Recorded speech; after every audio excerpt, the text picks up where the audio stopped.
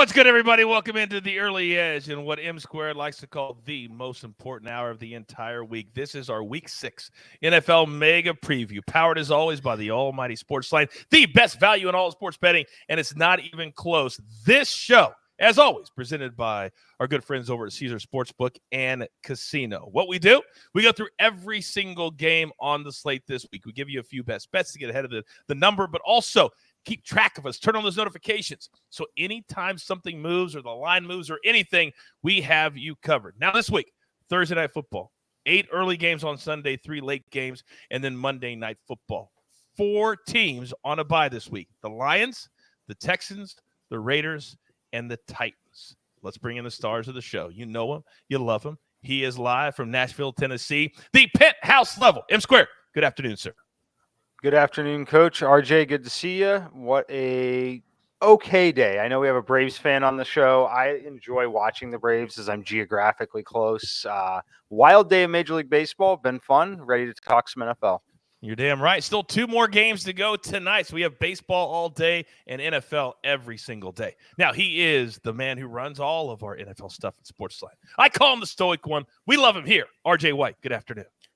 Good afternoon. I'm a magnanimous Braves fan. We got the win last year, so I let someone clear the way and let somebody else do it. Would be happy for the Phillies. My dad's from Philly. Would be happy for Mariners fans in particular. I want them to go all the way, get to the World Series. That would be amazing for that fan base. So that's what I'll be rooting for. And of course, I want my team to win. But if they don't, there's still other things I can root for. A lot of good stories this year. You're absolutely right. Seattle, 4 runs in the first 2 innings against Houston in Game 1. They're coming out not scared either. But that's baseball. We're focused here now on the NFL. And I got to tell you, the fact that we're so professional when we have another big game coming up this week. Gentlemen, how excited are we for what's coming down the pike? RJ, me and Mikey's team, your team, head-to-head this week. Big boy, are you ready? Well, I don't know if you've seen the market, but they've already decided that the Bills are way better than the Chiefs. So I guess you guys can just pack it up now and we're going to win. Was a pick 'em on the look ahead. Now it's 3. So, I guess game over already. Mikey, your thoughts? Yeah, it's interesting here. I'm not exactly sure. I kind of agree with the 3 a little bit. I make it 2, but we'll talk about it here in a little bit, which is interesting because I obviously love my Chiefs. I usually have them rated pretty high. I'm a little concerned for the Kansas City at times here. So it's going to be fun to talk about. Yeah, we have a lot to talk about. So let's get right into it. Let's start, of course, Thursday Night Football, which has potential to be the lowest rated Thursday night game of the entire year. The Commanders in Chicago to take on the Bears. Now the total 38. This one, as expected, gentlemen, right around that pick-em 1 number, depending on where you have it at. So, RJ, let me start with you. Sometimes when you see a game like this, you say it's a dud. We see it as an opportunity. Which are you looking at this as? There is no possible way this game can be worse than the one last Thursday. That game was one of the worst football games I've ever seen in my life. I think a pick'em line is fair. I trust the Chicago coaching a little bit more in this battle of bad teams. I think they've done more with less this year. I've thought that they were the worst team just on talent, in my power ratings each week. But I've been impressed. They played 2 4-1 teams on the road now back to back, and they were in both of those games. Chicago's defense is atrocious on third down. They were atrocious last week, 12 of 15 converted. Now they're last in third down percentage. Washington's offense, atrocious on third down last week, 1 of 11 converted. They're 20th in third down percentage. I think Washington's defense is likely going to, carry the day in the matchup here, 10th in rush yards per game, 8th in sack rate, 5th on third down. So that's probably the strength of this team. But this Chicago coaching staff is kind of impressing me, and I think they might be able to do some things, score a few more points than people realize with a 38-point total. I think it probably goes over, and my lean would be to the Bears. Yeah, last week it was 51, 29, 22. If it wasn't for that fantastic defensive play by the Vikings, who knows what the Bears might have done on that last drive. But Mikey, Ron Rivera looked right into the camera when he was asked, what's the difference between the Commanders and the rest of the NFC East? He says, quarterback. So when you hear that as Carson Wentz, naturally you're going to put pressure on yourself. Do you think that affects the performance this Thursday? Maybe a little. I think that it's not something that I would take into account too much when handicapping the game. But I think it's definitely there in the back of his mind a little bit. But I think once the game actually starts, I don't think it has a massive impact on him. As far as the game and how I see it going here, I do lean towards Chicago with the home field here. I make the game -1. It's not enough of an edge for me to want to go play it right away. There are assumptions that can be made, and if I make some of those assumptions, I could make the Bears up to -3 in this game. Right now, I've got them at -1, though. Fields actually looked okay at times, throwing passes even in that last game here. So if we see a little bit more of that going forward, which RJ kind of alluded to with the coaching staff as well, I do think that they've made the best decisions they possibly can make in terms of working with the personnel that they have. So I lean towards the Bears in the game. As far as the total here, I like RJ's slight lean towards the over. I totally get why this thing's not sitting at 40 or 40 and a half. But it wouldn't shock me if we find a way to get to 41 in this game and go over the total of 38. Everyone on the under, riding that under trend on Thursday Night Football. These teams are decent enough and competitive enough with each other that it's not going to shock me if we get to 20 points on each side. All right. It definitely has been a trend, and it's really hard to go against trends, but at some point, there's going to be a spike, and it's going to be a game that goes to the over, maybe on a low one like this involving the Bears. All right, let's move on to the early slate on Sunday. 49ers, a scheduling quirk, Mikey, that they had to go to Carolina, and now they have to go to Atlanta. The Falcons have been perfect against the spread this year. 49ers laying 5.5, total 44.5, and you like one of the teams in this game. Which one is it? Yeah, it's the 49ers here. I think they're slightly undervalued in this matchup. I make them -7. Decent value here, getting it at 5.5. You get 6, you get through 7 there. I just think they're the superior team in really every way. The defensive side of the ball, they are absolutely legit. And then offensively, I've been really encouraged with Jeff Wilson. They still haven't used Debo a ton in the way that I think that they can or will if a game gets ultra competitive on them. George Kittle's there. He's healthy. He looks fine. Jimmy G is what he is. He's managing games, but they get another friendly matchup with an opponent like this in Atlanta that ultimately I think their defense puts them in enough good positions to win this game and pull away. Yes, of course, the backdoor cover is always a worry here.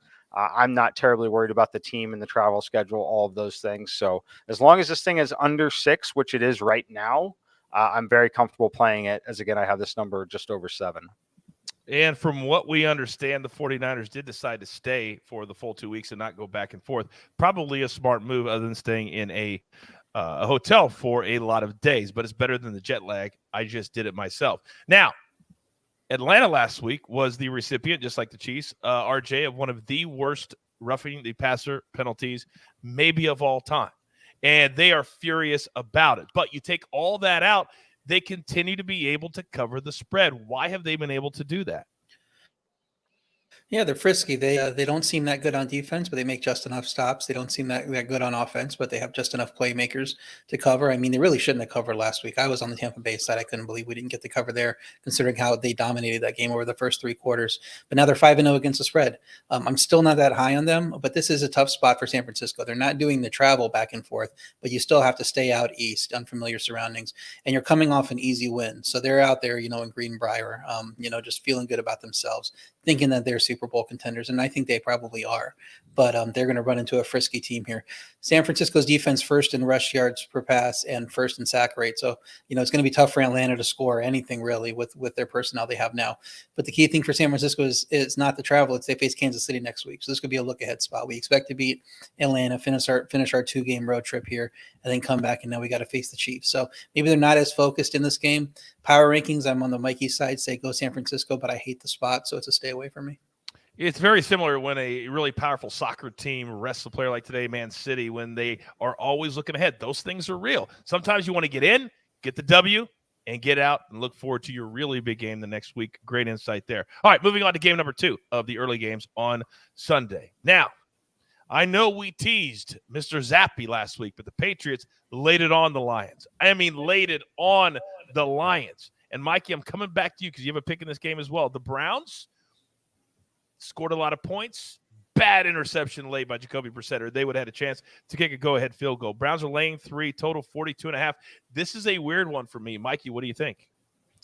Yeah, I like the Browns here on the home field. Look, the Patriots had a nice performance against the Lions. I don't think the Lions are any good personally. I definitely don't like the Lions when they're not playing indoors in the controlled environment at home. It's just a matter of fact here. I make the Browns -4, and I think there's obvious concerns on the New England side still. They like I said, they put up that big result against a really bad team, in my opinion. And I like the weapons that the Browns have. It should be another healthy dose of Nick Chubb. You've got Kareem Hunt. You've got Amari Cooper here. I personally still think Brissett is good enough to manage this game.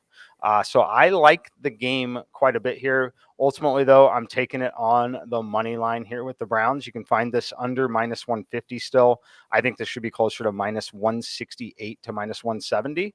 There's a little bit of an edge here on the money line, but ultimately I think they end up winning this football game on the field. I am a big fan of laying the juice and just trying to win the football game when it's a game like this. Now, RJ, when you look at the Patriots, and Mikey said it, maybe the Lions are not that good, but he looks comfortable. He looks confident, and they're not asking him to do too much. Your thoughts on this one? Yeah, I had this completely wrong last week with the Patriots and Lions. I thought the market shouldn't be giving, laying 3 with the Patriots with a third string quarterback, but they were right. The Lions are bad, and the market liked the Lions before that. They were, I think, 6 or 5 point favorites the week before that. So complete turnaround there. So it's like, okay, now we trust the Patriots with a third string quarterback. And so this line now looks weird to me. Why wouldn't they be getting more respect here when Mac Jones might even be back in this game? Cleveland, I've said that Brissett has actually been impressed me throughout the season. He's had his good spots, but he just keeps finding ways to lose and throwing bad interceptions. Cleveland's led after third quarter in all 5 games, and they're not getting wins in a lot of those games. Cleveland's D struggles against the run. We know Patriots are going to come in and run the ball. The Cleveland couldn't stop Chargers rush offense that had been awful up until that game. I think the New England offense is going to get to lean on the run again here, keep the pressure off the pass game, whoever the quarterback is, and then that defense can go get after Jacoby Brissett, who seems to wilt in these big spots. So my lean would be to the Patriots +3, but it's not a play right now. Think about that for a second. Think about the fact that they have led that late every single game this year. That means they've got a pretty good game plan. They're just not delivering when they need to deliver. Be creative, maybe a first half bet. Who knows? But, of course, we'll have a full breakdown of this Sunday on our noon show here on Early Edge Live. All right, moving on to the next game. I'm coming right back to you, RJ.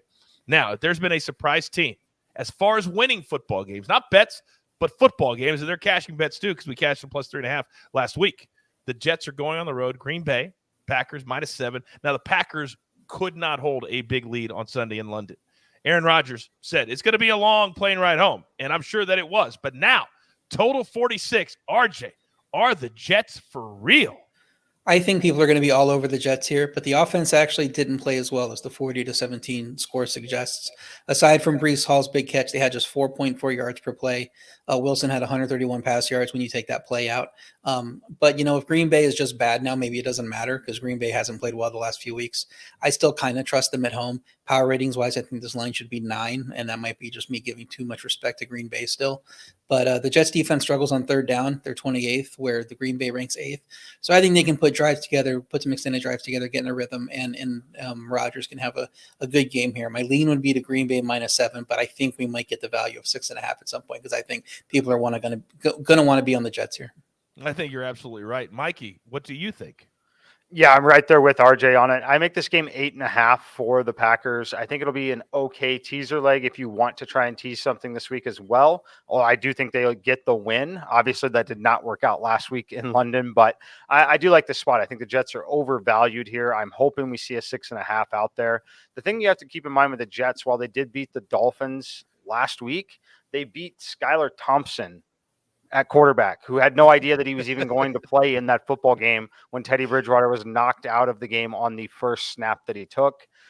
It's just a spot that you kind of have to throw that out. When you consider that and then the improbable win over the Browns, it's hard to not think that this team is inflated in the betting market here, especially down week on the Green Bay side. So again, I make it 8.5. I think it's a fine teaser leg. I'm holding it out for now. I would probably lay the full 7 if you see a 6.5 at some point. It's going to be very interesting to see which side the market wants to back over the next 48 hours. Let me tell you guys this at home watching right now. If there is one thing I've learned from my guys working with them now for a couple of years, it's that you cannot always look at a result and say, oh, because this is going to happen now. Just like Mikey said, a quarterback goes out first series, second series. That's not – if you just look at the score, that you don't know that. So don't always carry over from one week to the next. It's great advice from both of my guys. All right, now this next game, I'm quite sure, as Mikey likes to say, I won't spend 1 minute watching this game. Jags, Colts, Indianapolis, laying 2, total at 42. So far as a brand, we don't have any play on this game. Mikey, what do we do with this game? You skip it for the most part, unless you're a Titans fan, I guess. You're really interested in the AFC South here. But for me, it'd be home team or nothing. I've been relatively impressed with the Jaguars' defense at times. And on the Indianapolis side, what a commitment so far from Matt Ryan and that team in general. I still believe that they're not as bad as the product that they put out on the football field. So if you forced me to play it, I would take them. It would probably be a situation where I'd play them on the money line here at home. I don't think Jacksonville's quite good enough offensively to get the job done in this one. But I think their defense has shown pretty strong signals at times so far this season. So total stay away for me. But if you made me play it, I'd take the Colts on the money line. RG, is it a stay away for you as well? It might be. I mean, Jacksonville's crashed back to earth, is what it seems after that ugly game. But 6 straight drives of theirs in that game had 50-plus yards, and they just got 6 points from it and 2 field goals. That seems pretty unlucky to me. So I dug into it. Only once in the last 8 years has a team had 5.7 yards per play or better, which they did, and 6 points or less in the game. That was in 2018. Tampa Bay had that. Tampa Bay had 4 turnovers in that game, and they lost that game. I think they scored 3 points in that game. Then they went on to score almost 30 points per game in their next 3. It's not an issue that carried over for them. The fact that they were able to get a lot of yards per play showed that they actually had a solid offense. This Jacksonville team knows they can beat Indy. They just went and beat Indy a few weeks ago, and Indy hasn't improved since that week 2 shutout. Matt Ryan looks even more and more lost. And so you kind of favor teams at home coming off this mini bye on Thursday, but the offense for Indy looks like such a mess. I'm not sure the mini bye is going to help. The market has been a little bit behind Indy. It was a little bit lower, 1 or 1.5. It's now up to 2.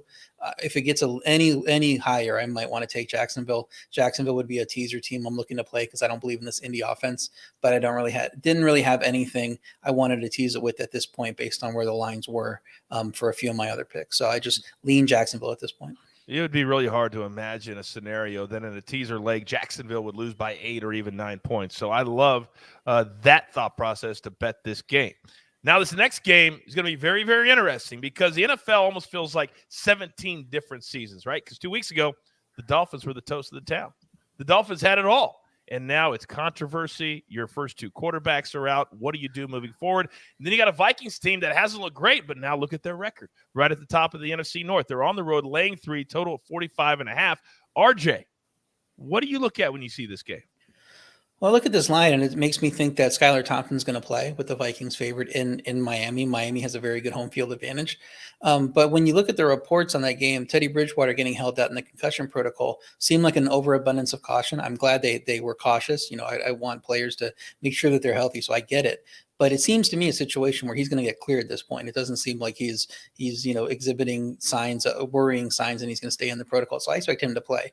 And if he plays, I think the Dolphins probably need to be favored in this game. Minnesota won 3 straight, but they're all been by the skin of their teeth. 2 of them were at home to Detroit, which we said earlier, probably not a good team. Chicago, we know they're one of the worst teams. And then New Orleans and London down their top quarterback, top running back, top receiver. I still don't know how good the Vikings are despite their record, especially when Cousins isn't going to elevate the ceiling of the team ever. He is what he is at this point. Both these defenses are bottom 4 in pass yards per play. So the fact that Miami's probably going to have a pretty good quarterback in this game and not Skylar Thompson, I think there's probably a ton of points. I look to the over, and I'm going to play Miami. Hopefully we can stay ahead of the news that Teddy plays and we can get a good number here.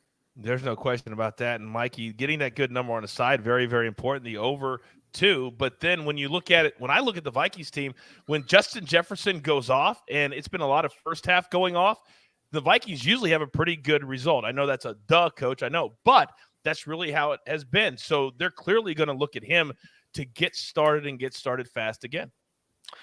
And they're definitely going to throw him the football. The thing we need to check on this too is watch the weather a little bit. Again, RJ kind of alluded to it. They do have a decent home field advantage with everything there, playing in the heat and other things too. This time of year, it's still incredibly warm. And South Florida is definitely something different that Minnesota will have to deal with. As far as the line on the game at 3, I do tend to agree with RJ that there's some confusion priced in there. If we get Teddy Bridgewater truly ruled in, I would expect that number to be 1.5 at best, potentially all the way to pick 'em. I think it's really, truly hedged in the middle right now just because he hasn't truly been ruled in.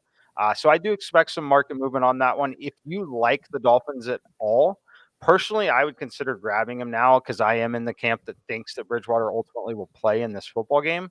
Um, People asking about teasing it. I think it's okay if you want to tease it now, get it to 9. The issue is if you're wrong about it and Skylar Thompson's a quarterback, there are definitely scenarios where they lose this game by 2 touchdowns. They fall behind early. Tyreek Hill, he's going to be questionable for the next 2 or 3 weeks probably. He's going to play in all the games, but he does this a lot in games that aren't going well when they fall behind. The quad injury or the foot injury kind of flares up a little bit, and you see him take a series or 2 off, things like that. So I think this game has the potential to get out of hand if it's a Skylar Thompson game, which is why I'm not electing to tease it now. But like RJ said, pay attention, try to be on the market as quickly as you can because it is a great number if Teddy Bridgewater is quarterback. All right, keep your eyes on this one. Follow my guys on social media. They're always putting out information regardless of the day. All right, 3 more games at 1 o'clock on Sunday. This next one, very, very interesting because the Bengals really let one slip away in Baltimore, losing 19-17 to the Ravens. The Saints have been kind of a misfit bunch, but maybe they found a quarterback finally. Total 43.5. Mikey, go. Yeah, this one is really interesting. Let's talk about Taysom Hill, right? Can anyone contain Taysom Hill? Is he going to have 4 touchdowns here in this game? And then as far as Joe Burrow, Joe Mixon, Jamar Chase, the real question I have is T. Higgins. He suited up as active in the last game, was not able to play, had a massive impact on them offensively. Personally, I think the market's mostly right on this game. I have a slight preference for the over only because I do think that Burrow and company, if Higgins is actually active and playing, I think they got enough weapons for some big playability. I like the weapons on the other side. I was incredibly encouraged with Alvin Kamara and how active he was in the passing game as well. Almost had 100 yards rushing and passing in that last game. Yes, they were playing Seattle. They've been a massive over team all season, but I was fascinated to see Kamara really shine in that game and obviously look healthy. So if he's healthy and T. Higgins is healthy, this number here sitting at 43.5, I like the over on this one. I think it should be 45.5. So that would be my preference. Again, no official plays on the game. My preference would be leaning over on the total here. I like that advice a lot because, RJ, when you put up 39 points, I don't care who you're playing against. That's getting work done. And Mikey just did a great job of laying out why they were able to get the job done. Now you got a Bengals team coming in, and they are desperate. They're thinking that they're still a Super Bowl team, and they want to get back there. But right now, they're certainly not playing like even a playoff team, are they? Not really. I mean, they've had some tough matchups. I think they have a solid defense. New Orleans can't count on Taysom Palooza every week. You know, that'll happen when you're playing one of the worst defenses in the league, but you know, you can't count on it here. Cincy's offense, 31st in yards per play overall, might be what New Orleans defense needs to rebound. I know that total was way too low in that New Orleans game last week. I think people were expecting that was finally going to be the matchup that they could get a good game in their belts. This might be it for me. They're second on 3rd downs and second in the red zone. They just couldn't stop explosive plays from Seattle. But Cincy's offense, for whatever reason, looks uninterested in explosive plays. Chase is down to 10.7 yards per reception. He was at 18 yards per reception last year. That just boggles my mind when you have a guy that talented. He can't get more than that in his yards per reception. So it just seems like Cincy is trying to put these long drives together, and that plays into New Orleans' hand. So I would kind of look to the Saints. I think it's a solid teaser team to tease it up to +7.5. I'm a little bit opposite of Mikey. It's going to depend on the health, like he said, of those key players. But I'm looking to the under because I think New Orleans' defense is going to have a pretty good game here. Okay, very good. A lot of good information. Again, you may hear information that doesn't always match up, but take it for what you think and use it for whatever. But you may have a bet that we don't even know about. So use the information and take it and then use it. That's what this business is truly all about. My guys give the best information. All right, 2 more games at 1 o'clock, guys. Ravens -5.5 on the road at the suddenly fan favorite New York Giants in the shadows of New York City. This game's going to be played total 45. Now, afternoon game in this stadium, sometimes it's going to be kind of, to get the energy going. Not anymore. And Mikey, when you look at these Giants and the way Daniel Jones is playing quarterback, 4-1, Cowboys, Eagles, are they the best team in this division? I don't know about that. I'm not ready to say they're the best team in the division. I think that they've had good results so far. They had a heck of a comeback against Green Bay in London. Definitely a game they should not have won. Saquon Barkley, though, what can you say? He's been absolutely fantastic. I don't love the number on this game. I think that it should probably be 4.5 to 5. I understand where it is.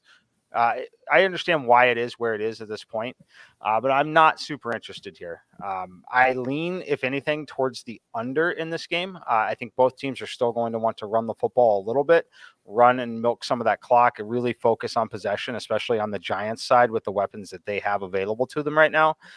So my lean in this game is under 45. I think there's a slight bit of value on the Giants at 5.5 right now.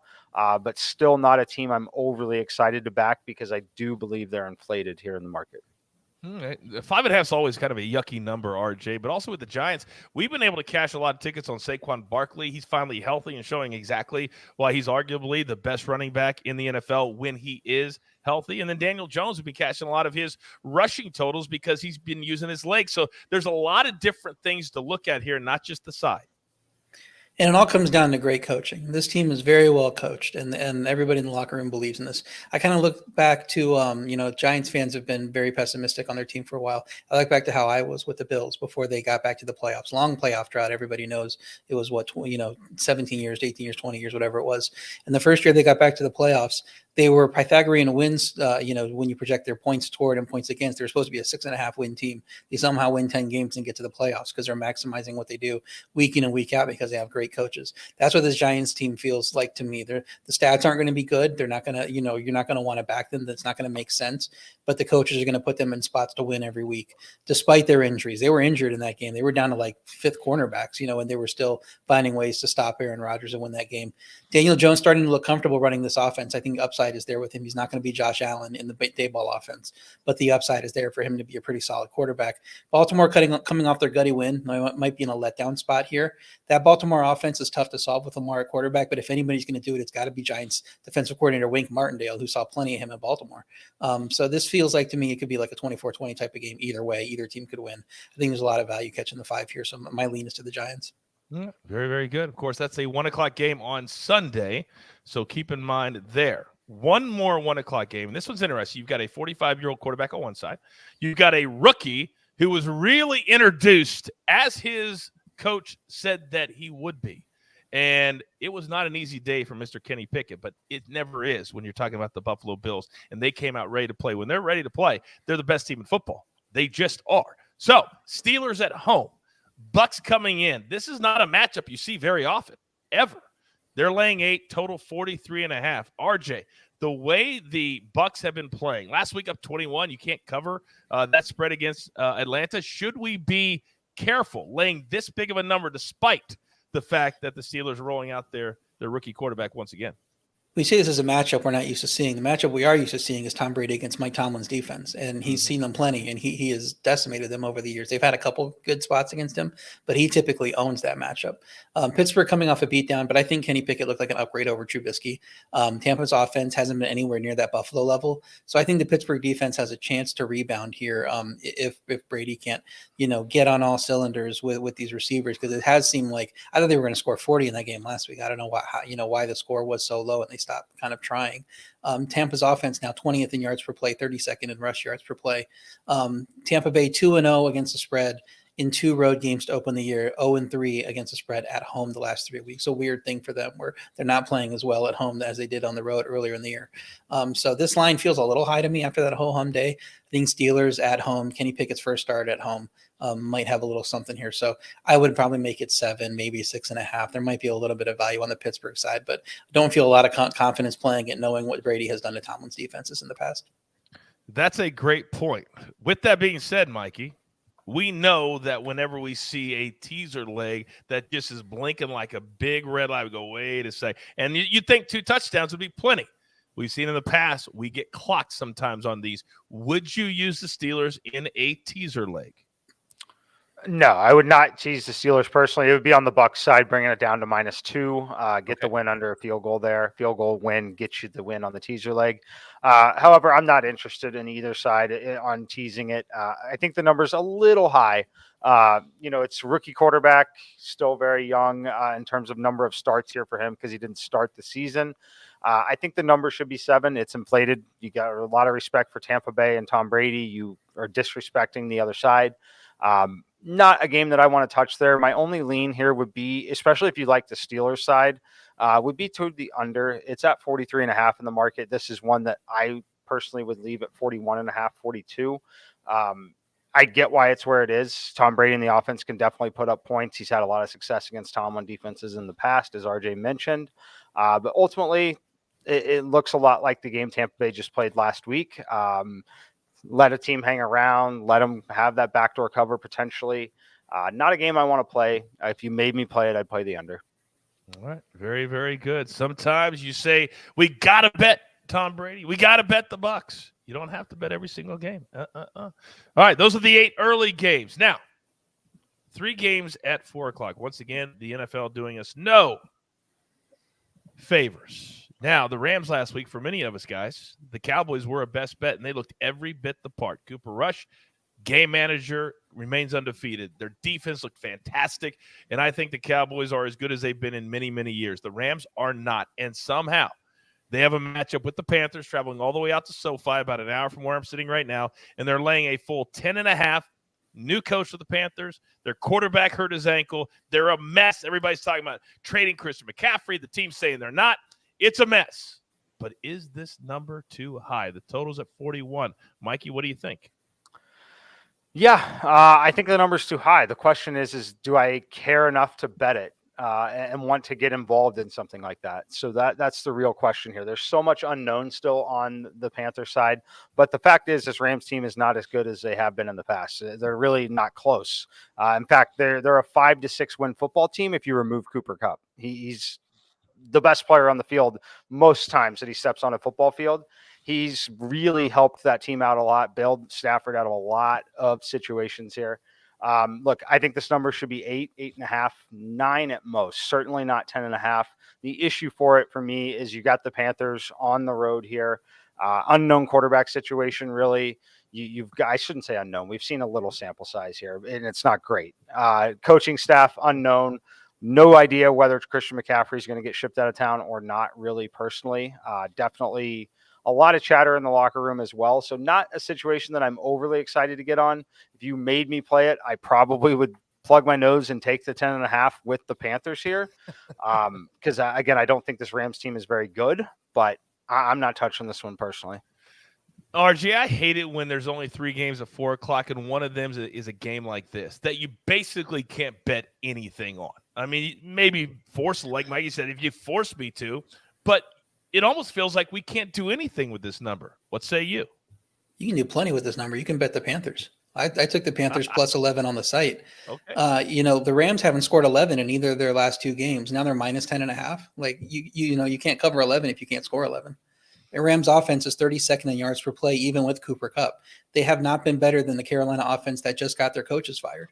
And this Dallas beat the Rams by 12, which has 76 net pass yards. And so you think PJ Walker can't throw the ball for 76 yards? I mean, Carolina can run the ball and play defense and keep the Rams scoring down the way the Rams have been playing and compete and maybe even win this game. You want to play the money line in this game. I don't have a problem with that either.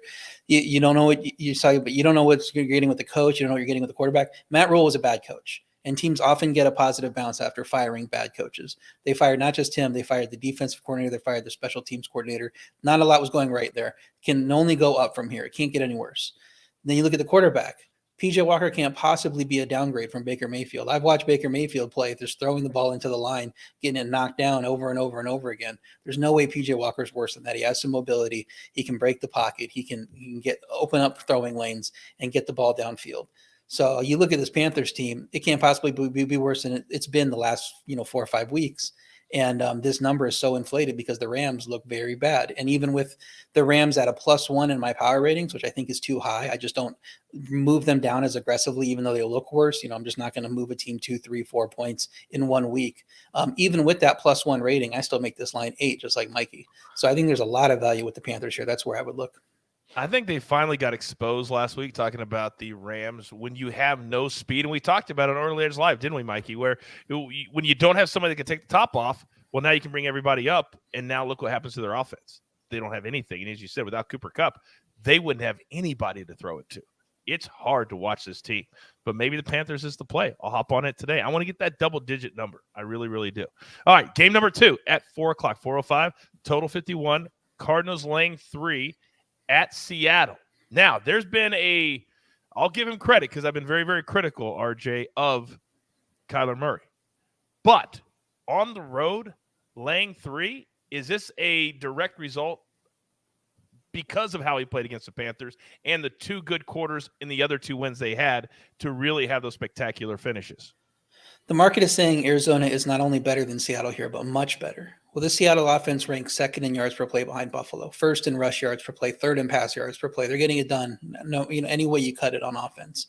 Their defense is terrible, 32nd in yards per play, but it's not like Arizona has a shutdown unit there either at 22nd. So I think the Seattle offense will still be able to do whatever it wants to do, even without Rashad Penny and Kenneth Walker getting all the runs there, throwing it to those 2 great receivers.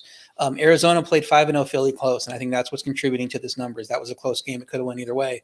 But it didn't go either way because Arizona, again, makes mental mistakes when the game's on the line. They're not well coached, don't have faith in them. And Kyler Murray, very talented guy. He made a bad decision at the end of the game there, but that happens with him.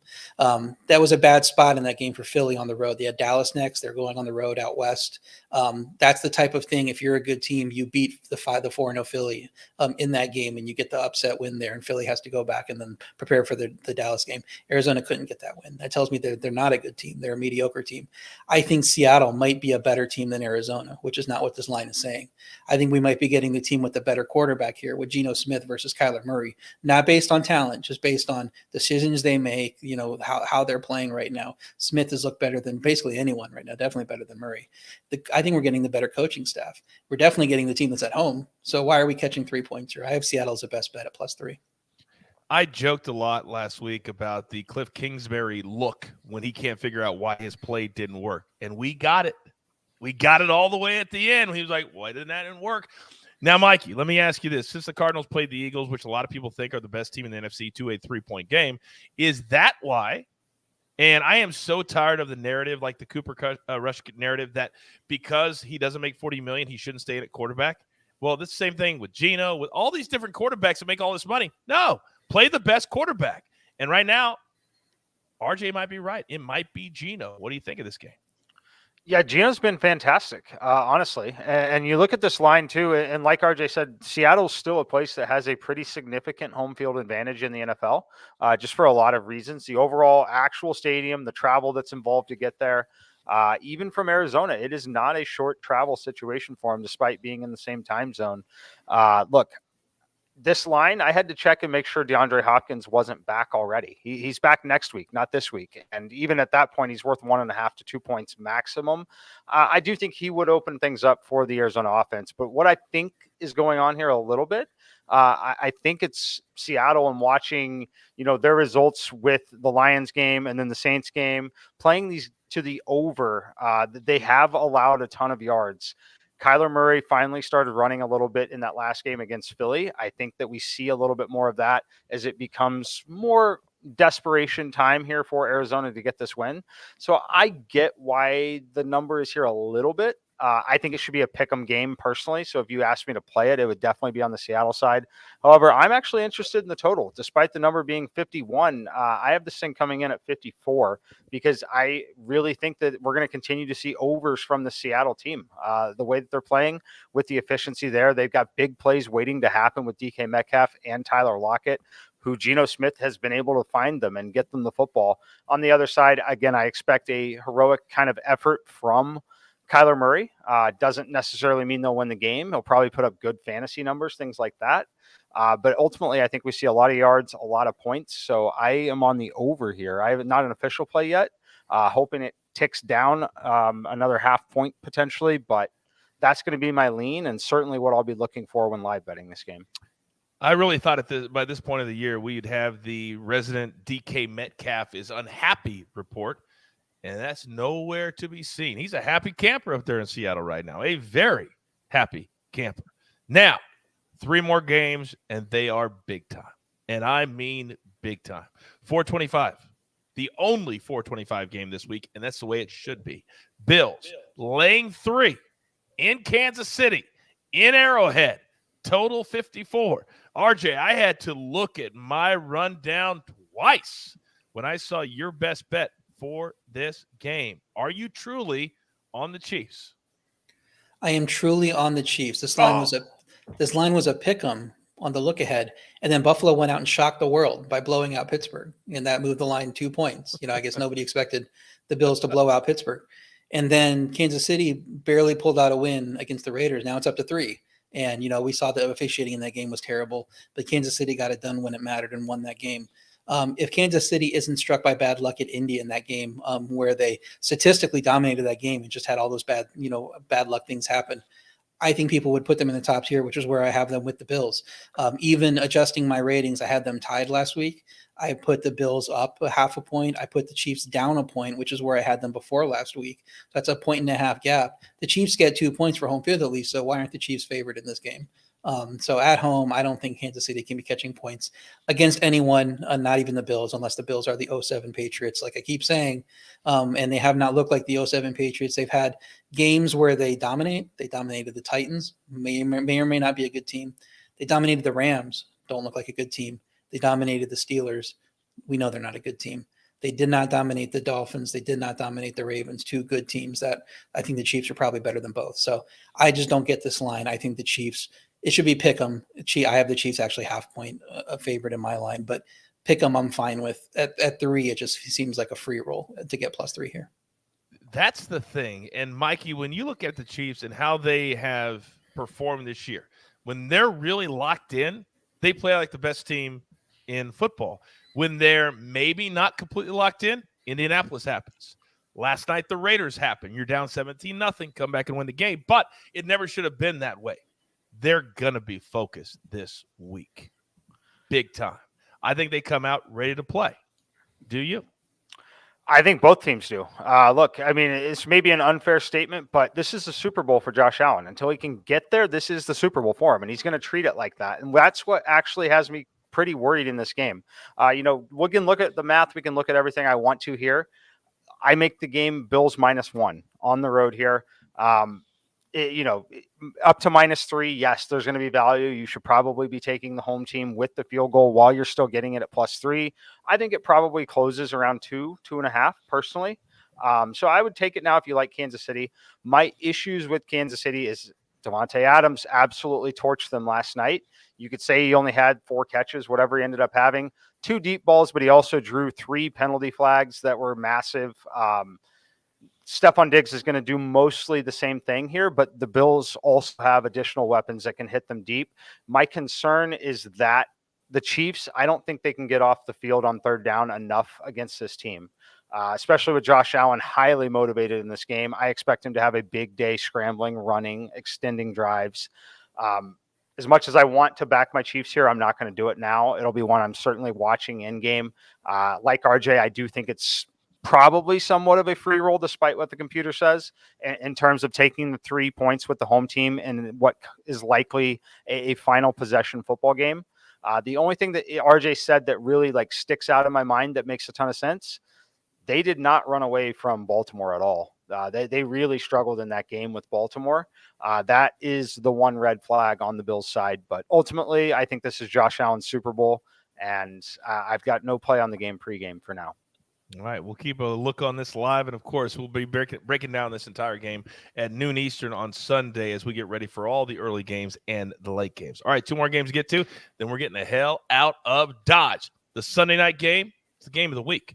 It's the way it should be. Now, when the schedule maker made this, they made this, guys, because it was an NFC East Classic showdown. They had no idea that it was going to be the 5-0 Philadelphia Eagles against the 4-1 Dallas Cowboys. Eagles laying 5, just like last week the Rams did. Total 42. This game in Philadelphia.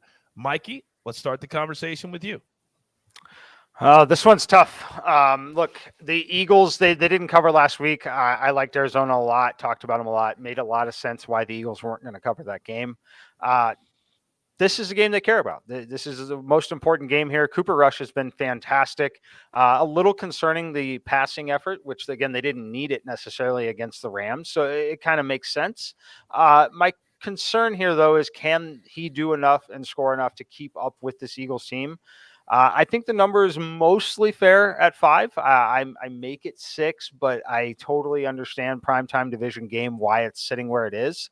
I could also make the argument that you could make this number up over 7 if you want to really continue to assume that the Eagles are one of the best teams here in the National Football League. It really comes down to, key injuries on the defensive side also for Dallas and whether or not they're going to be ready to go in this game. So I lean towards the Eagles in the game, but it's not strong enough for me to play it. Fair enough. Now, RJ, a lot was made last week before the Rams game that if Cooper Rush didn't play well and Dak Prescott talked Jerry Jones and the entire coaching staff into letting him play this week, that was going to be the decision. And everybody I ask, and everybody said, no, Dak's got to come back. Well, that talk has subsided. It will be Cooper Rush this week against the Philadelphia Eagles. Is that a good thing or not a good thing as far as Dak is concerned? Depends on his health. If he's not healthy enough to play, he shouldn't play. If he is healthy enough to play, he should play. Cooper Rush has been winning games, but Cooper Rush isn't winning games. The Dallas defense is carrying the team. The offense was basically one big Pollard run last week, and that's all they did offensively. This Dallas defense has eviscerated some bad offensive line. The Rams, Washington, Giants, Cincy. Philadelphia's better. I know they're dealing with some injuries, but they have a better offensive line than any of those teams. Philly is first in pass yards per play on offense, but they still run the ball plenty. Dallas has to respect both. They can't hone in on one or the other. We know the Rams aren't running the ball, so they can just play the pass there. Dallas's offense, 23rd in yard per play, 29th on third downs. 2 of their 3 touchdown drives last week were 3 plays long. They had a couple big plays. But they're not sustaining drives, and I think you need that against Philly. Philly's defense, 3rd in yards per play, 1st in pass yards per play. If Dallas falls behind, I don't think Cooper Rush will be able to rally back and cover this number. And then you look at, are the Eagles better than what we thought the Rams were last week when they were -5? Of course they are. So I think the value here is the Eagles. My lean is them -5. Maybe because it's a division game, we get a little bit better number, so I'm waiting on it right now, but I'm going to be on the Eagles side. Okay. Very, very good. As always, we will have our live show, Early Edge Live, Sunday night, 7:30 Eastern. We'll have all the best bets, the props, the VJM, the donkeys, the gooses. We'll have it all for this game, and we could not be more excited about it. Real quickly, chat question, Mikey, because we haven't actually talked about this in a while. Mike, what is your live betting strategy? It's so important. I'd love for you to take maybe 30 or 40 seconds. Yeah, so what I'm looking for early in games is just overreactions, big plays, big penalties, things like that. You typically can catch things on totals where the market moves incorrectly, in my opinion, a lot of times. Other things we're looking for is just full rhythm of the game stuff, watching utilization of certain key players, things like that, watching some of the offensive line, defensive line matchups if you're finding spots where players are consistently, getting beat up there. But what I'm typically doing when I'm live betting, again, if it's not an overreaction to a total, I'm mostly betting on 2nd and 3rd downs when you're having 2nd and 10, 2nd and 12, 3rd down, under the assumption that defenses are getting stops in certain key spots. So I'm betting a lot of that, and I'm betting a lot of exact drive results as well. Like, for example, the London game last week with the Giants, I bet them to have a punt on their first 2 drives. Very kind of straightforward stuff like that. I do a lot of that kind of stuff. But you have to be watching the game to do it. Do not live bet if you're not watching the game. Please. One more game, gentlemen. And we talked about the Seahawks and how many points they have been giving up. It is a red flag because I know it was a couple of weeks ago. But the Broncos could not figure out that Seahawks offense. They just couldn't do it. But now we're seeing the Seahawks defense is not that good. So the Broncos offense, clearly not that good. And Russell Wilson, he continues to put out on Twitter, yes, we all love Jesus. We all love God. Let's focus on this football game right now, okay? Because he is persona non grata in Denver. Luckily, this game's at SoFi. Chargers laying 5. total 45.5. Now, LA went on the road last week, scored 30, and beat Cleveland. Mikey, let me start with you because people may be surprised at which side you're on, but please explain that. Yeah, I'm going to be on the Broncos here. I like them in this spot. I honestly think this game should still be closer to a field goal. I'm not ready to say that the Broncos are as bad as people think they are because defensively they're good. They're a good team defensively. They've still got a number of weapons offensively that can do things. And this Chargers team, they're banged up. They've made a lot of bad decisions. They haven't been great at finishing football games here. So in this primetime situation, coming off a bad situation for the Broncos here, they're getting a few bodies back defensively here. That'll help. Look, I like them here at 5. Again, my number here is 3.5. I think it should be closer to 3 personally. I think it's kind of a gift getting this number at 5 in what should be a very competitive divisional game. And we're betting on the team with the better defense by a mile. And RJ, the fact that the Chiefs are playing well and winning football games for the Broncos, it almost feels like the season is on the line. For the Chargers, they think they're going to have a deep run into the playoffs. So for both sides, this is an extremely important game. What do you make of the number or the total at 45.5? Well, I'm going to have a best bet in this game. It's not the spread. I'm actually on the other side of the spread as Mikey. I would lean Chargers -5. Denver's defense is good, particularly against the pass, but the Chargers found their run game last week, finally. Staley does questionable things as a coach, and that might limit the upside of actually it gives him a lower floor than they would have otherwise. He's definitely a better coach than Nathaniel Hackett and what they're doing over on Denver, though. I think everybody would agree that Justin Herbert has not seen limited by his injury the last few weeks, and I think he has a major quarterback edge in this game against Russell Wilson, who has been terrible. He's playing through a partially torn lat that's going to continue to affect him. He's not expected to be 100%. I don't care that they said he looked good at practice today. It doesn't matter how he looks in practice. That injury is not going to heal for a little bit, and I don't expect him to play well while that injury is affecting him. The Denver offense also lost left tackle Garrett Bowles. That's a big loss for them. They lost Ronald Darby on the defensive side in the Indy loss, so they're dealing with injuries on their side too. Their Denver offense has been 18th in yards per play, but terrible on third down, 30th. Terrible in the red zone, 32nd. We saw that early in the year. I think this Chargers team is much better right now, has the much better quarterback, and has a better coaching staff. My lean would be to the Chargers -5, but those issues with Russell Wilson and that offense, my best bet is under 45.5. I want to get this number. These primetime games have been going under typically, and I just don't think the Broncos are going to score many points in this game. So I like getting it at under 45.5. Yeah, it's definitely been a primetime under trend type of season other than last night. But last night, even the live total was in danger at 53.5, 54 until late in that game. All right, time for our recap presented by our good friends at Caesars Sportsbook and Casino. And Mikey, I would love for you to start us off first with our recap and your best bets. All right. We're going to start with the 49ers. Look, it's an East Coast game, but important to note, they did not travel back to the West Coast for this spot. I love them here. I think they're the better team in every way. I think they're going to lean on that defense once they get the lead here. I don't expect Atlanta to be able to come back in this one, so I like it. I make this game up over 7. Second play going to be in primetime here, going with the primetime divisional dog, Russell Wilson and the offense. Let's go Broncos +5. I still like the weapons that they have offensively with the 2 receivers in Cortland Sutton and Jerry Jeudy. Love this spot for them. And then finally, the Cleveland Browns against the Patriots here. The Patriots put up a big result, a 29-point blowout over the Lions. Really bad spot the Lions were in for that game. Not sure that I believe in this Patriots team in this particular spot. I'm back in the Browns at home behind a big day from Nick Chubb. Very good. RJ, talk to me. I have the Seahawks +3 at home against Arizona. I'm getting the home team. I'm getting the team with a better quarterback. I'm getting the team with a better coaching staff. I'm getting a team that might be better overall. So I don't know why this line is at +3. Love having the Seahawks here at the 3. I'm taking the Chiefs +3. I'm not going to go to the extent to say the Chiefs are better than the Bills. We've all seen how good the Bills can be, but the Chiefs are right there at number 2 in my power ratings.